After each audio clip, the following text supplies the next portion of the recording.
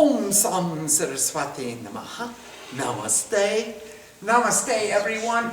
This evening on page 135 of the Bhagavad Gita, we're going to begin the discussion of chapter 8. And there's a lot of juice in this chapter too. In fact, there's not a dry chapter in the whole Bhagavad Gita. Every one of them is filled with this nectar of blissful thoughts. Let's go to it. The clarity of pure devotion said, what is that supreme divinity? What is the ultimate spirituality? O most excellent among men, Krishna. What is action and what is said to be the essence of manifested existence and what is called the essence of divinity? Hey, those are some pretty good questions. What a way to start the day. Who performs the supreme sacrifice in his body and how is it performed, slayer of too much, Krishna? How are you to be known at the time of transformation by those who have controlled themselves? If I gotta leave this body, I'm going someplace else. How can I know you when I don't have a body? How do I know?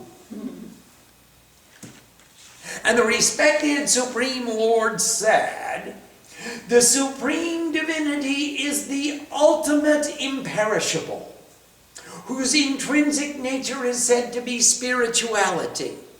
You know, spiritual is in contrast to corporeal. It's in derogation to material. So material is manifest. It's perceivable. It's empirically verifiable through your senses. And spiritual is incorporeal. It's not manifest. It's beyond, it's metaphysical. It's beyond the physical. And that's why it's spiritual. So the intrinsic nature of the ultimate imperishable is spirituality.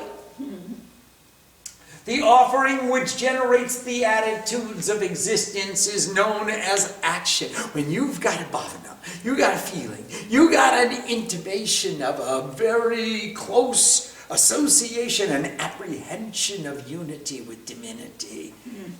That bhavana is produced by action. You did something. That's what happened. You got off your duffet and you did something. The existence which constantly transforms, aim, ream, claim, is the essence of manifested being. Prakriti. Prakriti. Nature is before becoming this. And the fully perfect, unchanging soul is the essence of divinity. Your soul is the essence of what divinity is. That consciousness, that capacity of recognition, the awareness within that says, I grok it, I understand it, I recognize it, I'm aware of it. There's a consciousness, an illumination, a prakash. And that is the essence of divinity. I alone am the supreme sacrificer here in the body. O you who are best among those who have bodies. So anytime you make a sacrifice, you come into union. That's what sacrifice is. Yoga. It comes from the same root as yagya. Yagya comes from the root yuj, to unite. When I unite with God, then I'm not there. I am there. The God is there. Krishna is the sacrificer, the doer of all. He's the one who does it all. And he who is liberated from the body at the time of death, remembering me alone. He goes and attains my being without a doubt. So when you make your transformation and you leave this body behind, if you remember God, you become God. You don't think about me and I and my attachments and I don't want to go. Please don't take me now. You say God is. God alone is. Whatever attitude or existence one remembers when one renounces the body in the end, O son of she who takes away the deficiency of others, Arjuna, that alone does he become, always thinking of that. That's what you become. Whatever you're thinking about when you leave is where you go. And that's true in samadhi, and it's true in sleep, and it's true in what we call the separation of the body from the soul. What people of the world call death. Transformation. In the Chandi we called it moving beyond. That's the God of control. In chapter 5, he had that power to move beyond. And that alone does he become, always thinking of that, because you got practice thinking about it so that you think about it when you need it. Therefore, in all times and in all confrontations, remember me. Offering your mind and intellect to me, you will come to me without a doubt. Nashamshara. United in the practice of yoga or union, with consciousness not moving to any other perception. If you go into deep, deep meditation in union, without any other thought, not moving to any other perception, deeply contemplating the supreme, divine, perfect consciousness, son of she who excels Arjuna, he attains that upon which he contemplates. Who remembers the ancient poet, the ruler who is smaller than an atom, the supporter of all, of an inconceivable form, of the color of the sun, beyond all darkness, at the time of death, with a still mind filled with devotion, and by the strength of union, having the life force concentrated in the middle between the eyebrows, he completely attains the divine, supreme, perfect consciousness. Those who know wisdom call that the imperishable. Those who are self-controlled and free from attachment enter it. Desiring that, they practice moving in godliness. It's a way of life. It's more than a practice, but you got to practice in order to live it. I mean, you practice it until you get good at it. When you get good at it, you don't think about it. It becomes second nature, and then you just live it, and you're there all the time. You're just living, just like the example that we have before us. Desiring that, they practice moving in godliness. That goal I shall briefly describe to you. Having controlled all the doors to the body, the 9 gates to the city of God, 2, 5, 6, 7, 8, 9. The 9 gates to the city of God, having controlled all the doors of the body, having restrained the mind within the heart, having placed the life force on the highest summit, the soul is established in the union of contemplation. Remember contemplation, there's 3. It's a bhav, samadhi, there's a subject, an object, and a relationship. I love you. Who says Om, the one-syllabled supreme divinity, remembering me as he departs, renouncing the body, he attains the supreme goal. He who always remembers me with consciousness absorbed for him or her, son of she who excels Arjuna, I am easily attainable for the yogi who is always in union. Be a yogi always in union, it's easy. Don't ever let the circumstances of life remove you from your union. Stay in the center, right in the center of being. Having attained to me, The great souls who have reached the highest perfection do not take birth again in the place of transitory pain. They only know one continuous life. They don't take birth again and again and again. They just know one continuous stream of consciousness. All the world's clarity of pure devotion, even the world of supreme divinity, return again and again. But having attained to me, O son of she who takes away the deficiency of others, Arjuna, another birth is not known. You don't know about birth and death. You don't. All you do is change forms, just like you change your cloth, just like you change your shirt, just like you change your attitude. You go to the ballroom and you wear a ball gown, you go to the swimming pool, you go wear a swimming suit, and the same way you just put on a body that says Shrima, or you put on a body that says Swamiji. Those people who know the day of the Supreme to be 1,000 ages, and the night of the Supreme to end in 1,000 ages, they are those who know day and night. When day comes, all manifest from the unmanifest. And when night comes, all dissolve in that which is known as the unmanifest. This village of existence, a little village of all that's manifested, this village of existence manifests again and again. Helplessly they dissolve at the coming of night and manifest at the coming of day. Son of she who excels, Arjuna. But superior to that unmanifest is another existence, which is the eternal unmanifest in all beings, which is not destroyed when beings perish. Your consciousness will never be destroyed. It joins and merges into the supreme consciousness, the Paramatma.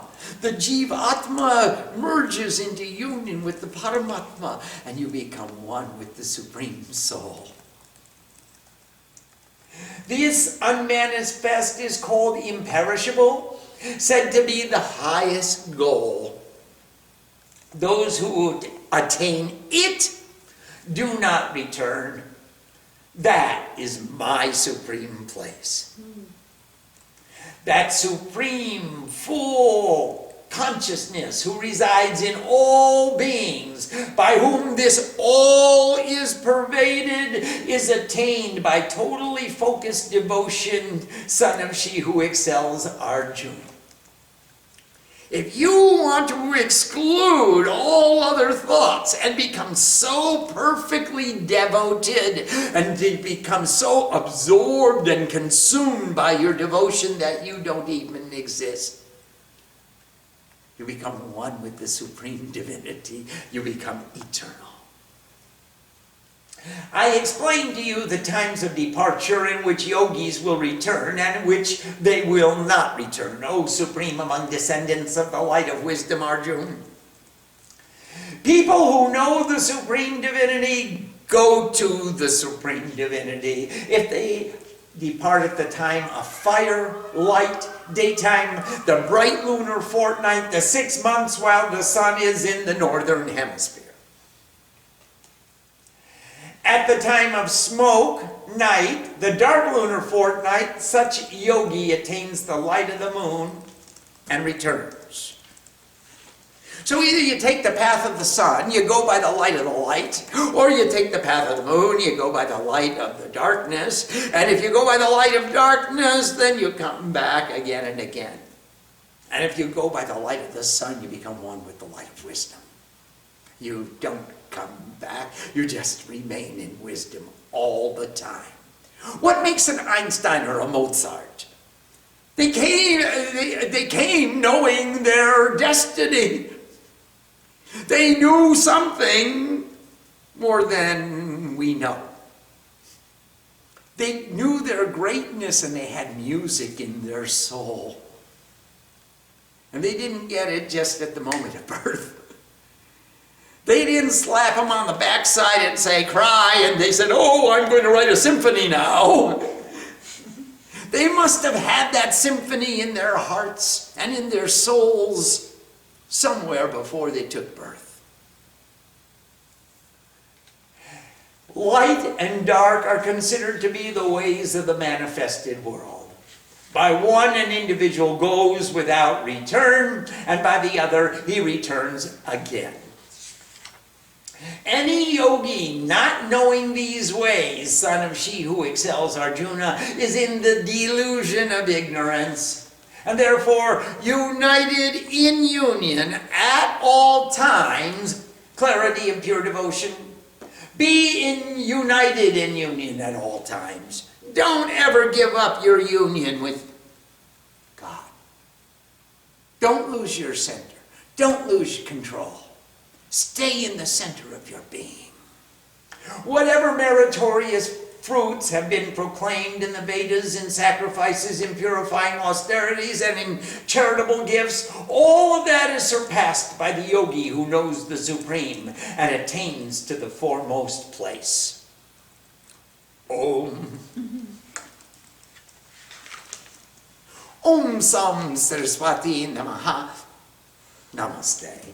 Let's see if there are any questions about coming and going. Actually, we're not really coming and going. It's a metaphor. We're just talking about it in terms of coming and going. We become the supreme consciousness and the witness of the dance of nature. Now, when nature dances and we perceive it and we say, I see you, then we say that we have come. And when nature stops her dance and we don't see her anymore, we say, oh, I have gone. But I didn't go anywhere. It's just a metaphor that we use to describe and talk about it. In the same way as we say, oh, the Kundalini was sleeping in the Muladhara, and now I woke her up. Wake up, Miss Kundalini, and rise. It's a poetic metaphor. The Kundalini doesn't sleep. Why do you mean? Because she's a lady. Kundalini is a lady. It's female. She's Shakti. What we call Mahashakti in the universe is the great energy, the unlimited energy, the unconfined, the undefined. The great energy, if you put it in a body and you put it in a limitation, you say it's got that form, that's the form that the energy is taken. We call her Kundalini. No need to call me. Oh no, she's Miss Kundalini. And I often miss her. Because she's actually Ms. Kundalini. So that Ms. Kundalini, she's not sleeping. The only place she sleeps is in a corpse. If you are a dead body, then you can say, my Kundalini went to sleep. Otherwise, every movement in the body is an expression of the movement of Kundalini. How can a body exist without energy?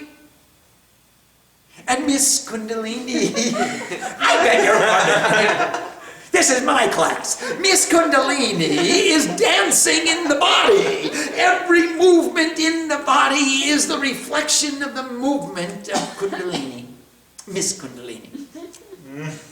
And if you are aware of her presence, then she's not sleeping.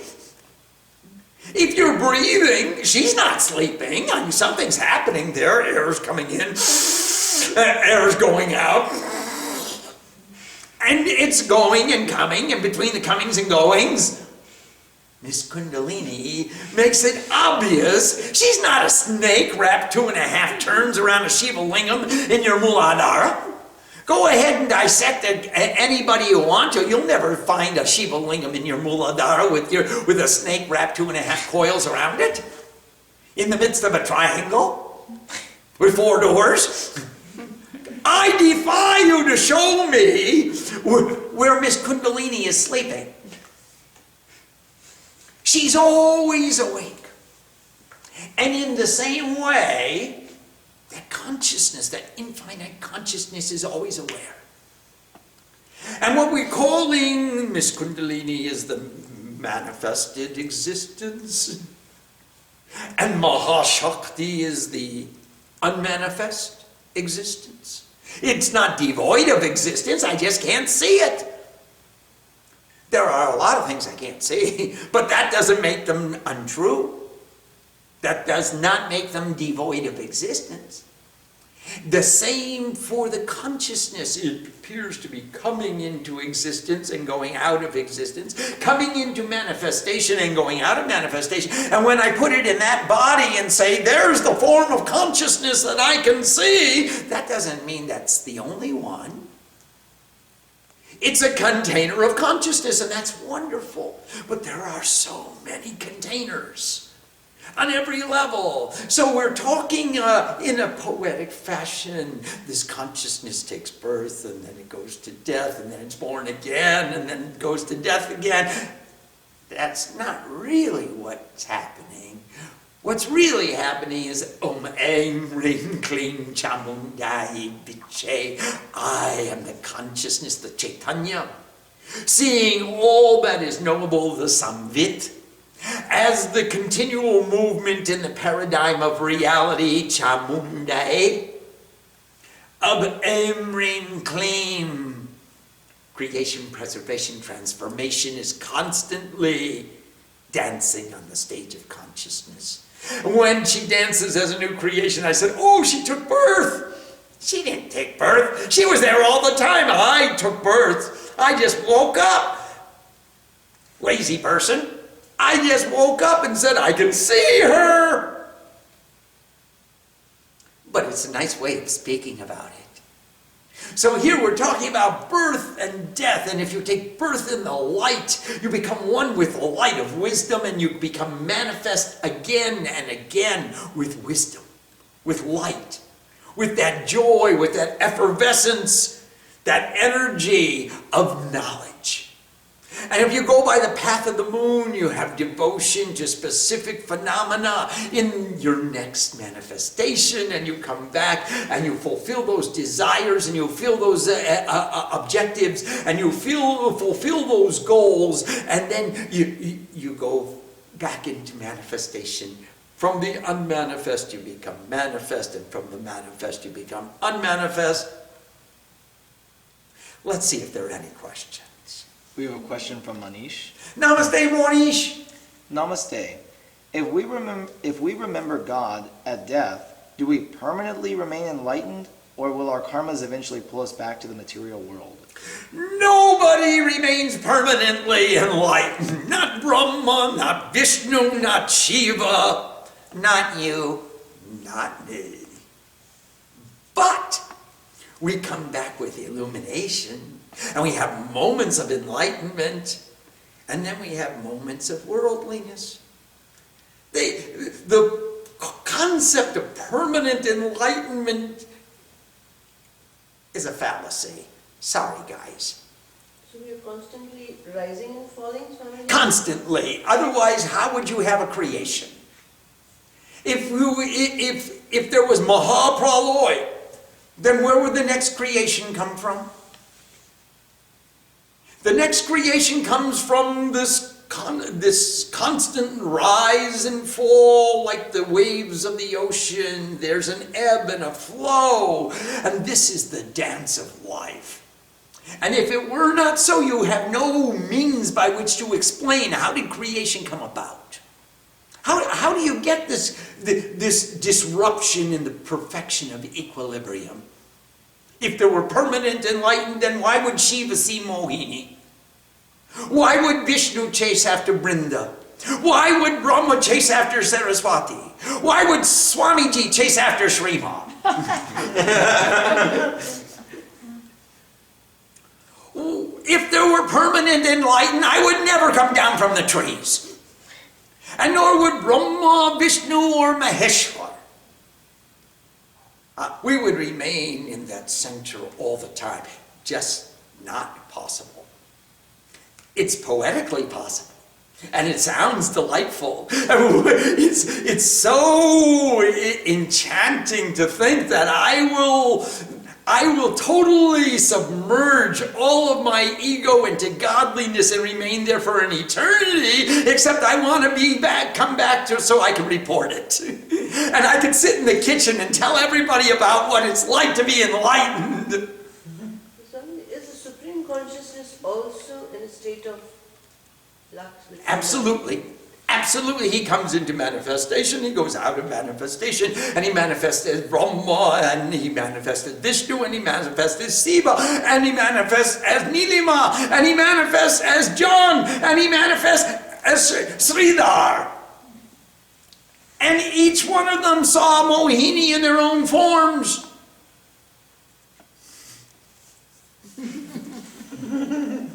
Each one of them saw Mohini in their own forms, and they forgot about their enlightenment, they forgot about their divinity, and they are the best. Amongst the manifestations of divinity, they are the best. Brahma, Vishnu, and Shiva. Who are greater than they are? And the same with all the girls too. Sarvas Adya Mahalakshmi, she came down and became so many manifestations of Mahalakshmi. She manifests as the goals of all creation. All the girls got infatuated, all the boys got infatuated, everybody forgot their divinity. Now let us remember. Let us remember. So, Monish, we come into existence in manifestation, and then we go out of manifestation into the unmanifest. And we become one with the Supreme Divinity, and then we manifest again. Yes, please. We have a question from Swarupananda. Namaste, Swarup. Pranam. How do we cope with that constant rising and falling throughout our daily lives? With joy, with energy, with passion, with love, with the sense of privilege that it's such a joy to be able to serve God in the ways that He's given us these talents. And let's cultivate our efficiency and our equanimity and our bhavana so that we have the joy and the sense of privilege and the capacity to serve God by serving all who are beloved in the ways that they need to be served. So it is our karma which makes us fall. Yes? So when we are elevated, supposedly, when we are in an elevated plane, then we still commit actions which will cause our downfall. Absolutely. So that would not be such a bad thing because it's just the way of nature. It's the way of nature. It's a bad thing if I say, oh, I shouldn't do it, and I'm doing it anyway. That's a bad thing. If I have the discrimination to say that's an unwanted action, I shouldn't be doing that, and then I'm doing it anyway. Well, wait a minute. That's called Gyan Puppy. He knows, and still he does wrong. Knowingly, we commit error. Well, what kind of help is there for someone who knows and still does it wrong? But he would have to do it, Swamiji. If he has to fall, I mean, he cannot stay enlightened at all times, so... That's right, and then he has to get right up, shake, dust himself off, and say, I fell. Sorry, Mom. Aparada sahasrani. Tatsarvam shamyatam devi. Please forgive me. And now go back to work. G-O-D, go on duty. Get back in the program and do your sadhana, do your tapasya, and refine your skills and become ever more efficient, ever more capable until you become Brahma, Vishnu, and Mahesh yourself. But she's talking enlightenment, you can get enlightenment. How you fall down? You will fall down. I fall down. God, if I had a penny for every time I fell down, I would have mounds of I pennies. think if you get really enlightenment, you'll be indifferent.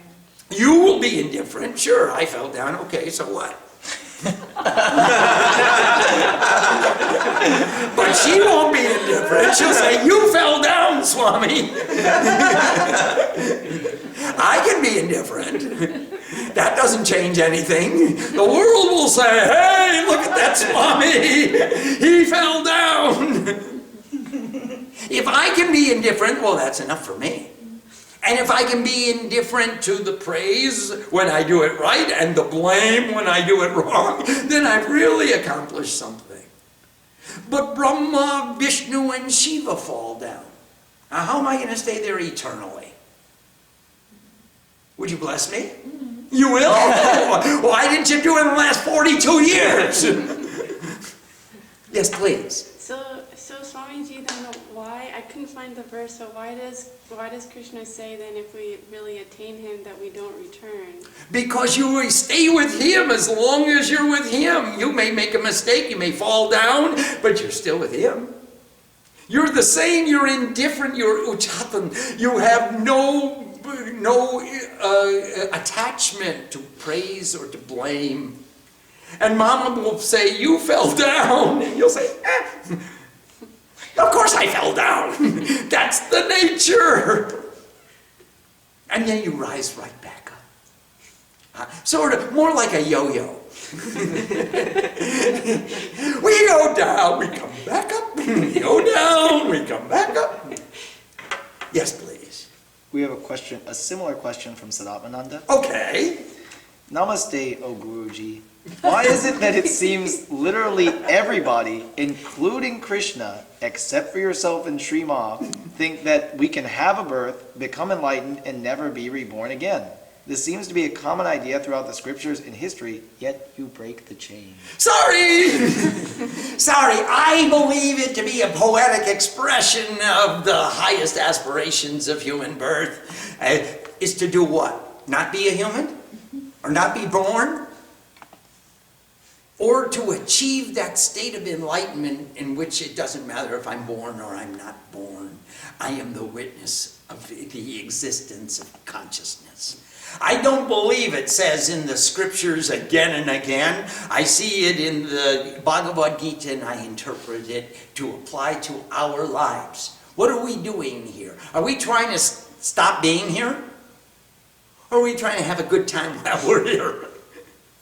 Are we trying to say, oh no, I'm not a human being? Or are we trying to say, hey, I am a human being in all its glory and all its greatness, and I'm striving for the highest attainment of humanity.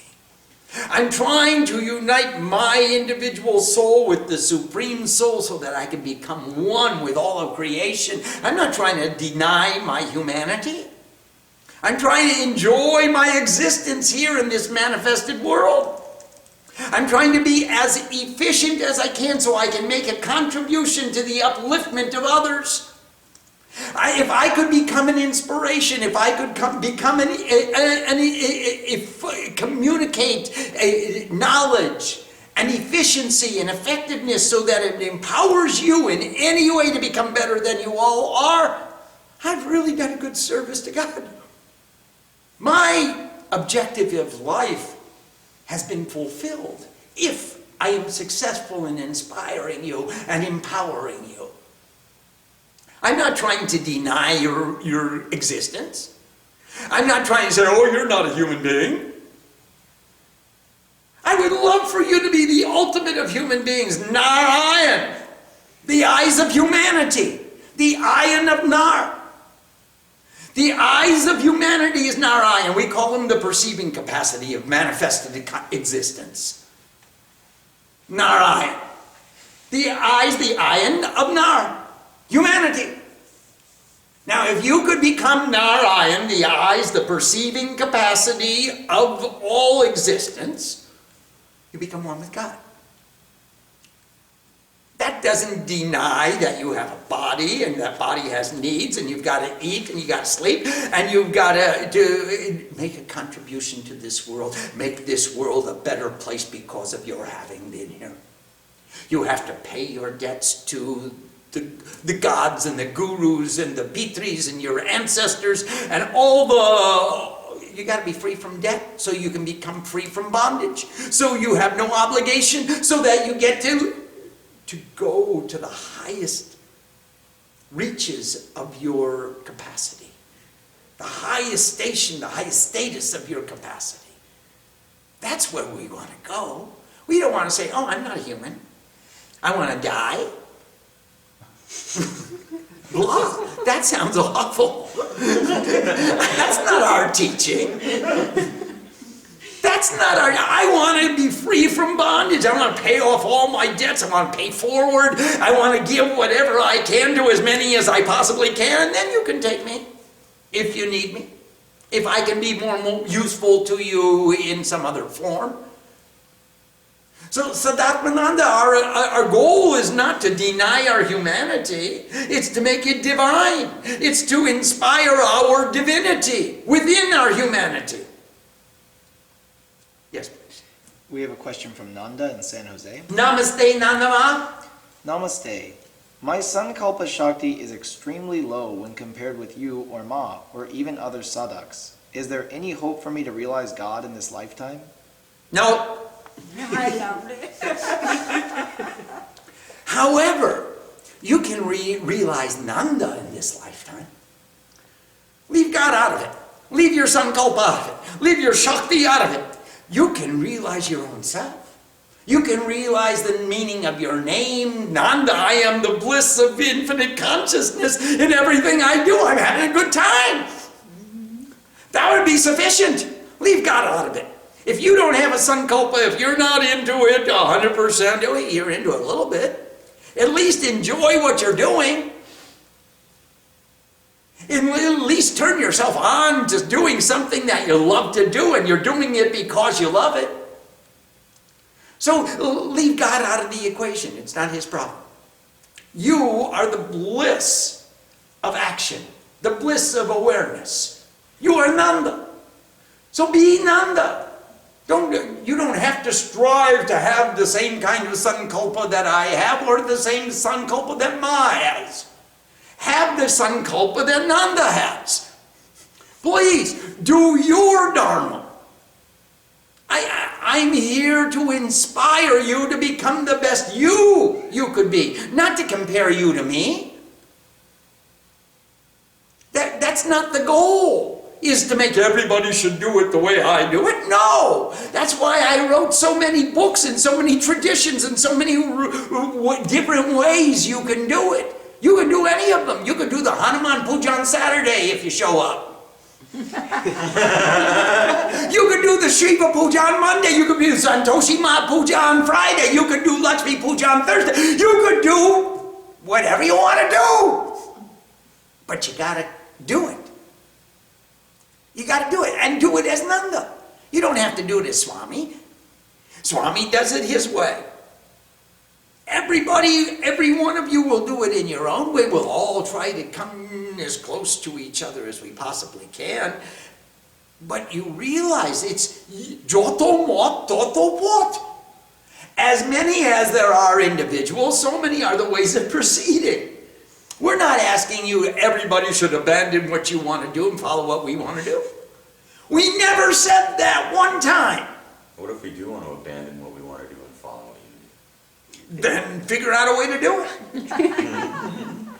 Don't come out and sit on my doorstep and say, okay, I'm here, you take care of me. Absolutely not. I'm trying to empower you all to take care of me. I don't want to take care of you. I'm an old man. I'm ready to retire. You should be getting ready to take care of me. Yeah, I'd certainly like to empower you to do that. That makes sense to me. It doesn't make sense to me to say, hey, leave what you're doing, show up here, and I'll take care of you. Fine friend you turned out to be. I'm not interested in that. That's not my dharma. Maybe your dharma, but not mine. I could try to teach you what happened to me and how I did it and how it worked for me and how you could do it in your own way, your own brand of religion. It'll be the Vivek religion. Whereas mine is the lack of Vivek religion. Yes, please. We have a question from Ambika. Namaste, Amika. Pranam. Namaste, pranam. If we feel a pull in our soul, like music for example, does this inform us to a deeper understanding of our dharma or our karma? Yep. It sure does. If it's fun, if it's natural, if you're in love with it, if it just comes to you easily, and it's probably something that you've been cultivating for lifetimes together.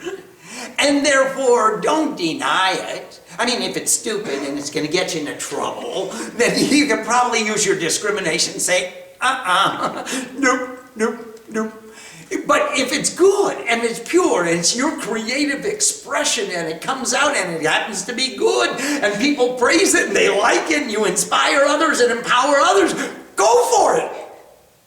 Absolutely go for it. It's yours. It's your swabhav. It's your prakriti. It's your nature. Your intrinsic nature is being expressed from the innermost depths of your soul. So let it hang out. Don't keep it bottled in. If music is in your soul, sing! If it's not, well, you can try to hum along. Yes, please. We have a question from Moshami and Siddharth. Namaste, Moshami Siddharth. Namaste. Verse 16 says, having attained to me, another birth is not known. Does the soul permanently remain with the Supreme, or does it take a body with a fully liberated soul and can perform action in the world while always being united with the Supreme through yoga? It takes birth with a soul that is so pure and so full of joy and love and light that everything that soul touches becomes a manifestation of godliness. You're absolutely right. That's just how she takes birth. She doesn't know I've taken another birth. It's just one continuous lifetime in God. Wearing this body and wearing that body, and wearing this form or that form, being that form of the mother or that form of the mother. It doesn't make a difference. She's just in equilibrium and in the bliss of equilibrium all the time. Yes, please. We have a question from Manish. Yes, please. What is the difference between meditating on a mantra, a chakra, or a form of God? You do all three simultaneously, please. They are not exclusive. They are not independent. When you look at the deity sitting in the chakra, then say the mantra. And then you become so absorbed in the mantra, you forget about the chakra. And it's just you and the mantra and the deity. And as the mantra gets deeper and deeper and more consuming, you forget about the mantra, it's just you and the deity. And then, when you really achieve the heights of union, there's just the deity. And only God exists. Yes, please, A lot of time we fear death. Yes. So how can we transform that to where we almost look forward to it or don't have some hesitation? What we are defining as death is the separation of the body from the soul. And every day we practice meditation. What do you try to do in meditation? You try to separate the body from the soul. So now, if you understand that I'm going into deeper meditation and I'm separating the body from the soul, and then I'm going to come back into the body and put them back together again so they work together. There's teamwork. And this is called deep meditation. Then death is called deeper meditation. It's the same objective that we're pursuing, except we do it consciously. If we do it consciously, thinking of God, then it's another step in the processes of meditation. It's part of the plan of tapasya. I'm going to discriminate. This is the transient body, and this is the eternal soul. And I want to sit with the eternal soul. Now, I forget all about the imposition of the body upon the soul and how encumbered the soul feels by carrying that heavy body around all the time. And I go deeper and deeper into the perception I am just the soul and the body can do what it wants. And that's called meditation. That's also what we call death. Yes, please. We have a question from Julia. Namaste, Julia Ma. Namaste. It seems like a contradiction when you're saying find your own way.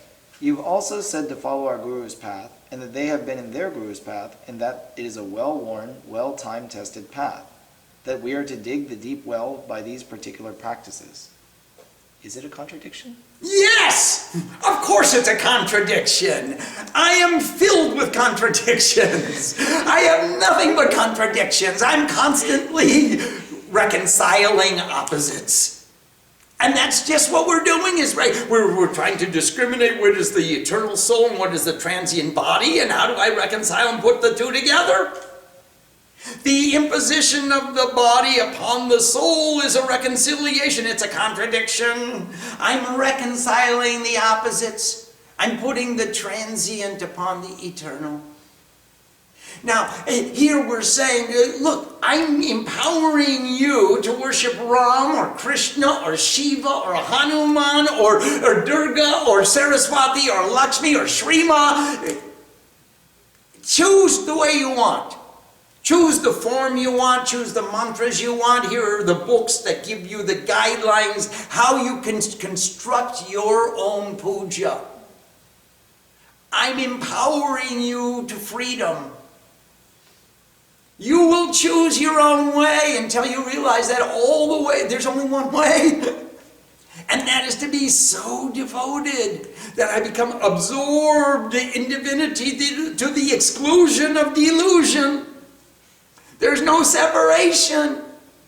I become absorbed and consumed by my love of God. That's the one way. Now, which way you choose, if you want to go to the east or you want to go to the west, you want to go to the north, you want to go to the south, you want to do it through Shiva, you want to do it through Durga, you want to do it through Gauri, you want to do it through Lakshmi, you want... Julia, that's up to you. Or you can do the cosmic puja and worship everybody. And then you take that into your life and you worship everything you do, and you worship everybody you do it with, and you worship everybody you do it for, and you make every action an offering of your love and your devotion.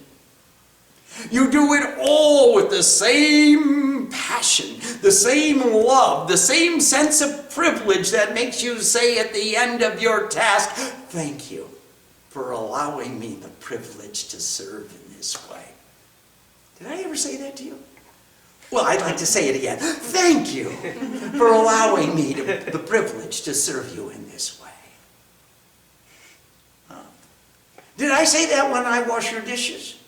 Did I say that when I drive your car? Did I say that when I vacuum your kitchen? Did I say that when I...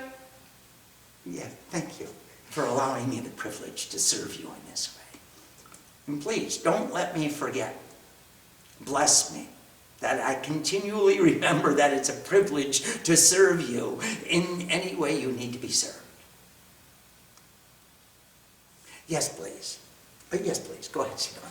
Swamiji, I'm confused about the imagery at the end of this chapter. Okay. And I have been for a long time. Okay. With the light and the dark, I guess just because so often I associate the moon with good things. Yes, And this, it is. The moon is good things. The moon is the moon of devotion. The sun is the light of wisdom. Now, if you're devoted to something, aren't you? Usually. But if you're the light of wisdom, remember the darkness went to God and said, why is the sun always chasing me? And God said, sun, why are you always chasing darkness? He never let him sit down for a moment, and then the sun said, I never saw darkness. The sun is the illumination of the light of wisdom, and he never sees darkness, and the moon is the moon of devotion. He lives in duality. So if you're devoted to something in duality, you will manifest in duality again. To fulfill that objective, to fulfill that dharma. But if you're submerged in the light of wisdom, always wearing a yellow sari with a red border, and she illuminates light, her illumination will bring you into the light of wisdom, and all you'll think about is light and non-duality. Your devotion will be to the light and not to an object in duality. And that's the imagery.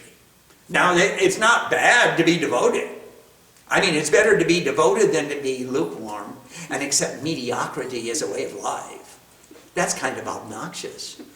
I want to be a member of the middle class. Blah.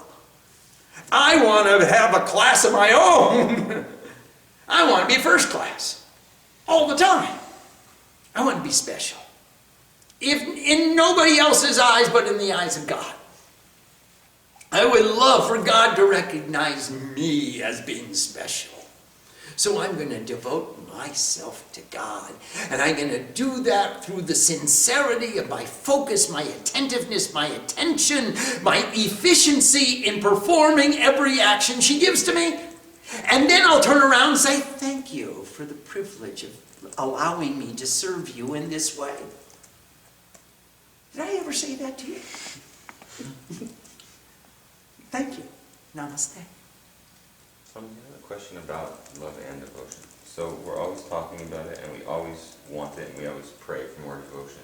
But sometimes it seems like you need an exorbitant amount of devotion in the first place, so you can do all of these things with devotion, but it's like a catch-22. You need the devotion to do all of these things with devotion, but if you don't have the devotion, then you can't do these things which get devotion. So, what am I missing? Prayer. You're missing the prayer. Thank you for the privilege to have devotion while I'm doing what I'm doing. That's the job, the mantra. Thank you for the privilege of allowing me to love you. It's such an honor to have you in my life as a partner so I can demonstrate the sincerity of my devotion by doing what I'm doing with devotion. Please bless me with greater devotion. I want Shuddh, Pavitra, Chirastha, Vyakulata, Ananya Bhakti. I want pure, infinite, sincere, intense, infinite devotion. Please, that's why I'm doing what I'm doing, so I can become worthy of getting your blessing. Will you bless me? Tatastu? Thank you for the privilege of allowing me to demonstrate the sincerity of my devotion by doing what I'm doing. With the greatest intensity of devotion of which I am capable, I am praying to you to increase our devotion. Ever hear that before? At the end of every Chandipat.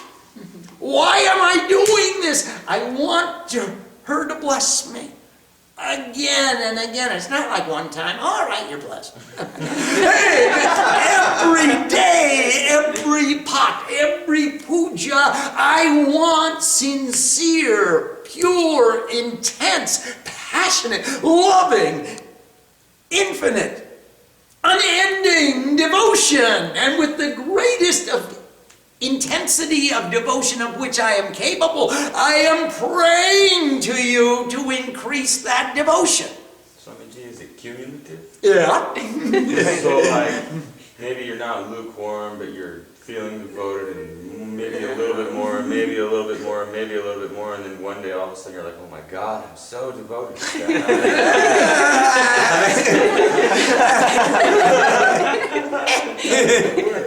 Yeah, it is cumulative, but you don't ever come to the point where you say, oh my God, I'm so... Absolutely. I am the most humble of all your devotees. Absolutely. Look at the accumulation of all the devotion that I've prayed for. I've got a satchel full of prayers here and all the blessings I'm carrying. No, it's not. It's not quantitative. It's the quality and the intensity and the sincerity and the bhavana, the feeling, the attitude of gratitude.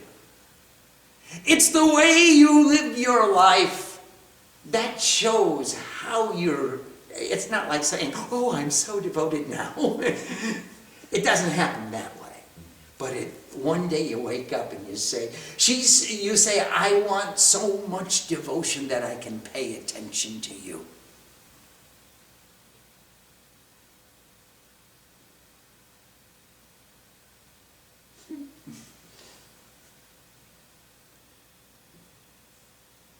Good mesmerized. Yeah. I got that much devotion. And I have to take back my attention and give it someplace else. We have a question from Ramya in Bangalore. Hi, Rami, Mommy, namaste. Verse 27, it says, "Be united in union at all times." How do we do this when in the world? Is it our bhavana connecting ourselves with God? It is our bhavana, but remember in my analysis, humbly I submit that the Bhagavad Gita is the clearest definition and exposition of the nature of the goal. And even in the beginning of this chapter, he said, I'm going to tell you the goal. He said, I'm going to tell you about the goal. Right here in verse number, I want to tell you about the goal. I know he said it. Anyway, the Chandi is the means to the attainment of that goal. She's going to allow you to have a discipline and to make that discipline. And he says get disciplined, but he doesn't tell you how to do it. He says get disciplined and meditate on me and contemplate me and do it all for me and love me and be devoted to me, etc., etc., etc.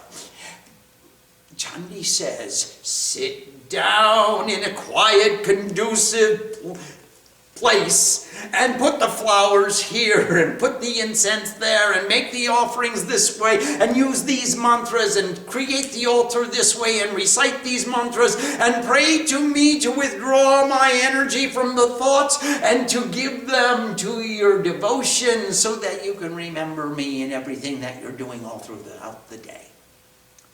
And I believe that's the way to the attainment. If you take the Gita and the Chandi together, and you've got a clear definition of the goal, and you've got a clear exposition of the process. I started out the Chandi day in the introduction. This is a practical training manual. This is how to do. This is how do you pray, in what way, and how do you edify that bhavana of devotion, bhava bhakti, utle aha mori mori. When that attitude of devotion rises and rises, then I dissolve in the ocean of being. So Rami Mami, I believe this is the way that we're going to achieve that bhavana, that feeling, that attitude that we carry all through the day in everything we do. So we come to our resting place in the evening time, and we get to take refuge in the Gita, and we say Gita, Gita, Gita, Gita, and we become Tyagi from Gita. We become full of devotion. We carry that devotion forward into everything we do. And that's how we remember. He does say, remember. He doesn't quite say, how do you remember? Well, we're telling you. Om Eng Ring Kling Chamundai Viche. Om Sam Saraswati Namaha. Namaste.